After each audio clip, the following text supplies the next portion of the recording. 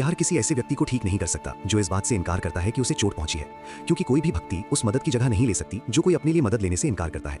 28 साल की सिया 31 साल की प्रणव से बहुत प्यार करती थी, पूरी तरह। उस तरह का प्यार जो आपको विश्वास दिलाता है कि आपकी देखभाल कुछ भी ठीक कर सकती है। पुणे के अपने अपार्टमेंट में वो हर चीज में उसके साथ खड़ी रही, बिना किसी चेतावनी के आने वाले मूड में बदलाव, कई दिनों तक चलने वाली वापसी, छोटी छोटी बातों पर अचानक गुस्सा, लंबी चुप्पी। उसने बीच में ना बोलना सीखा। उसने पैटर्न को पहचान लिया। धीरे धीरे सावधानी से चिंता को प्यार में लपेटते हुए थेरेपी का सुझाव दिया गया। शायद किसी से बात करने से मदद मिलेगी। अगर तुम चाहो तो मैं तुम्हारे साथ आऊंगा। उन्होंने दृढ़ता से मना कर दिया। मैं ठीक हूं। उन्होंने उसकी टिप्पणियों को खारिज करते हुए जोर दिया।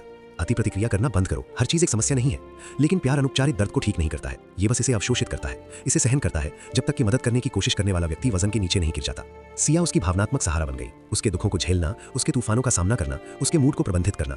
जब वो घूमा तो उसने उसे जमीन पर गिरा दिया। जब वो क्रोधित हुआ तो वो शांत रही। जब वो पीछे हट गया तो उसने पास रहते हुए शायद जगह दे दी। धीरे धीरे अदृश्य रूप से उसने खुद को खो दिया। उसकी अपनी चिंता ने उस शांति की जगह ले ली जो उसे कभी मिली थी।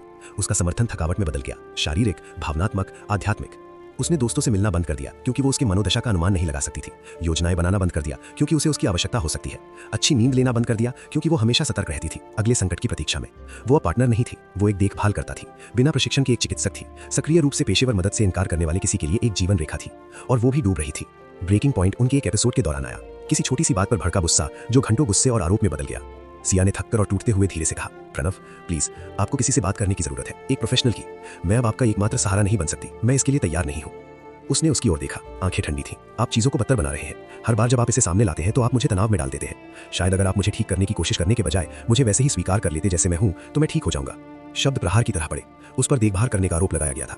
उस पर उन समस्याओं को पैदा करने का आरोप लगाया गया था जिनसे वो मदद करने की बेतहाब कोशिश कर रही थी। मदद मांगने से इनकार करने के लिए जिम्मेदार ठहराया गया।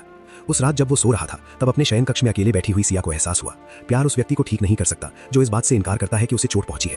वो किसी ऐसे व्यक्ति को नहीं बचा सकती जो ये स्वीकार नहीं करता था कि वे डूब रहे थे, जिसने पानी बढ़ते देखने के लिए उसे दोषी ठहराया था। वो चली गई, इसलिए नहीं कि उसने उससे प्यार करना बंद कर दिया, बल्कि इसलिए क्योंकि उसने उसके साथ डूबने से इनकार किया। क्योंकि रहने का मतलब है उसके इनकार को सक्षम बनाना, उसके आराम की वेदी पर अपने मानसिक स्वास्थ्य का बलिदान करना, उसे ये सिखाना कि मदद से इनकार करने का कोई परिणाम नहीं होता है। ब्रेकअप क्रूर था। प्रणव चौंक गया। क्या वो हमेशा नहीं रहती थी? वो पहले भी सब कुछ सह चुकी थी, अब क्यों छोड़े? वो ये नहीं समझ पाया कि लोगों के पास ब्रेकिंग पॉइंट्स होते हैं। अनुपचारित प्यार का मतलब आत्मविनाश के प्रति अनुपचारित सहनशीलता नहीं है। सिया ने धीरे धीरे पुनर्निर्माण किया। थेरेपी ने उसे ये पहचानने में मदद की कि वो सहनिर्भर हो गई है, कि उसका प्यार किसी को बचाने की अस्वस्थ आवश्यकता में बदल गया है। उसने सीखा कि किसी का समर्थन करने का मतलब उसके साथ डूबना नहीं है, कि करुणा में सीमाएं शामिल हैं, कि आप किसी और को गर्म रखने के लिए खुद को आग नहीं लगा सकते।